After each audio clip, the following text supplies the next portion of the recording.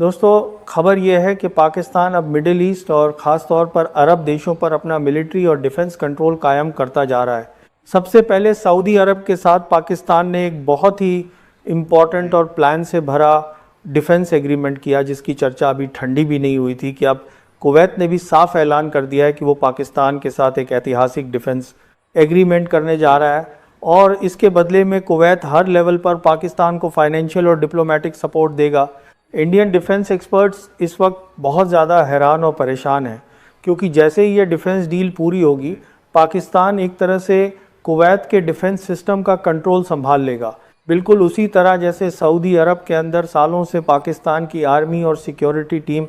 अलग अलग डिफेंस कामों का कंट्रोल संभाले हुए हैं और वहाँ की संवेदनशील जगहों की हिफाजत कर रही हैं। अब इसी पैटर्न पर पाकिस्तान कुवैत में भी अपने फाइटर जेट्स और पाक आर्मी के एक्सपीरियंस जवानों को तैनात करने जा रहा है, जो पाकिस्तान के लिए न सिर्फ एक बहुत बड़ी स्ट्रैटेजिक कामयाबी है, बल्कि ये पूरी दुनिया के सामने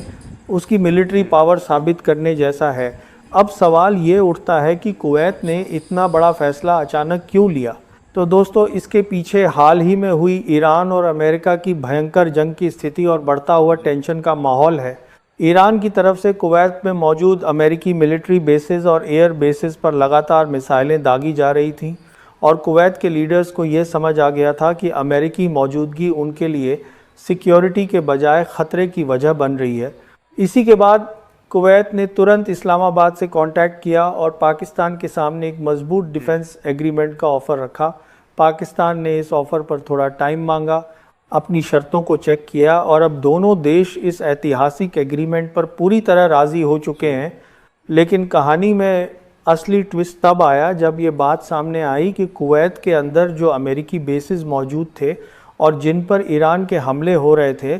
अमेरिका ने अचानक उन बेसिस को बंद करने और वहाँ से निकलने का ऐलान कर दिया है। और इसकी सबसे बड़ी वजह यह बताई जा रही है कि पाकिस्तान ने डील से पहले ही कुवैत को साफ शब्दों में बता दिया था कि अगर कुवैत सऊदी अरब की तरह पाकिस्तान के साथ फुल डिफेंस सिक्योरिटी चाहता है तो उसे अपने देश से अमेरिकी मिलिट्री बेसिस को हटवाना होगा।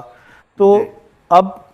वॉशिंगटन से जो खबरें आ रही हैं वो ये हैं कि अमेरिका कुवैत से अपना बोरिया बिस्तर समेट कर निकल रहा है, या यूं कहें कि भाग रहा है, और अब अमेरिका यही मिलिट्री बेसिस इजराइल में शिफ्ट करने का प्लान बना रहा है। असली टेंशन अब तेल अवीव यानी इजराइल के लिए खड़ी हो चुकी है, क्योंकि इजराइल को ये साफ दिख रहा है कि पाकिस्तान धीरे धीरे अरब दुनिया में कदम जमाते हुए अब सीधा इजराइल के सिर पर जा बैठ रहा है। पाकिस्तान जिस तरीके से अरब देशों को अपनी मिलिट्री सिक्योरिटी दे रहा है और अपने फाइटर जेट्स और फोर्सेस को वहाँ शिफ्ट कर रहा है, उससे ये बात साफ हो जाती है कि पाकिस्तान अब इजराइल को हर तरफ से घेरने का प्लान बना रहा है और मिडिल ईस्ट का पूरा पावर बैलेंस अब अमेरिका के हाथ से निकलकर पाकिस्तान के कंट्रोल में जाता दिख रहा है। जबकि दूसरी तरफ अगर हम भारत की बात करें तो भारत हमेशा पाकिस्तान को पीछे ढकेलने की कोशिशों में लगा रहा और हर इंटरनेशनल प्लेटफॉर्म पर पाकिस्तान को आतंकवाद से जोड़कर उसकी छवि खराब करने का दावा करता रहा। लेकिन सच्चाई ये है कि पाकिस्तान हर दबाव के बाद भी पहले से ज़्यादा मजबूत होता चला गया और आज दुनिया देख रही है कि पाकिस्तान आसमान की ऊंचाइयों को छू रहा है।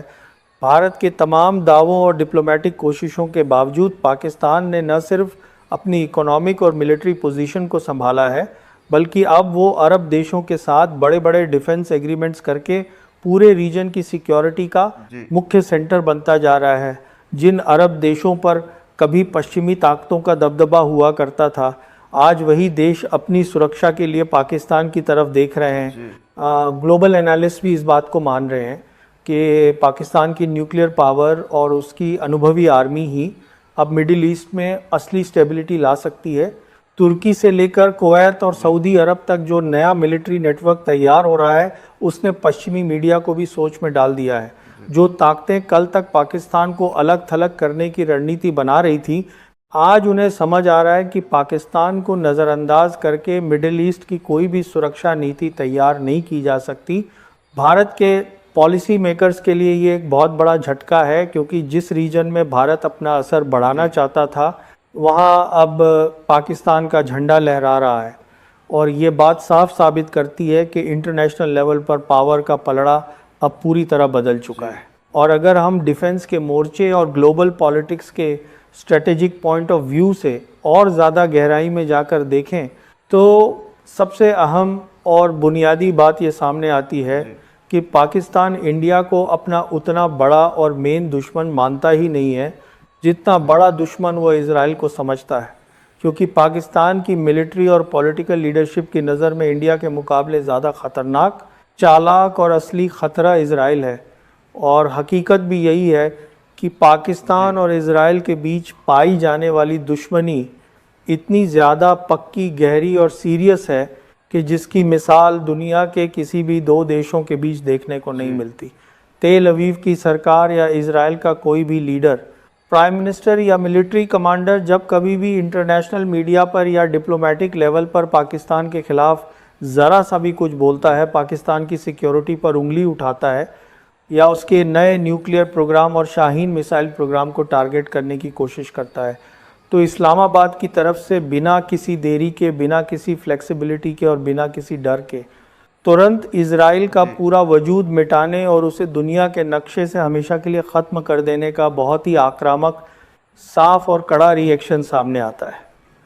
आज के इस नए दौर में भी सिचुएशन और पावर का बैलेंस ये है कि अगर इज़राइल पाकिस्तान के ख़िलाफ़ ज़रा सा भी कुछ बोले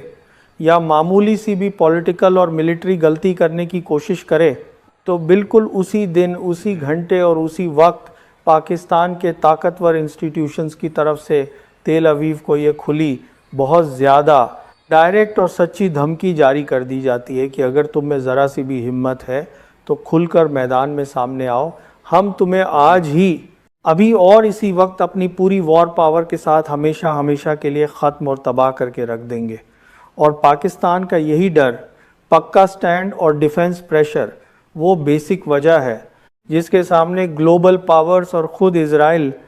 हर बार पीछे हटने और घुटने टेकने पर मजबूर नज़र आता है। और अगर हम पाकिस्तान की मिसाइल टेक्नोलॉजी और उसकी ओवरऑल मिलिट्री कैपेबिलिटी के बारे में और ज़्यादा गहराई से बात करें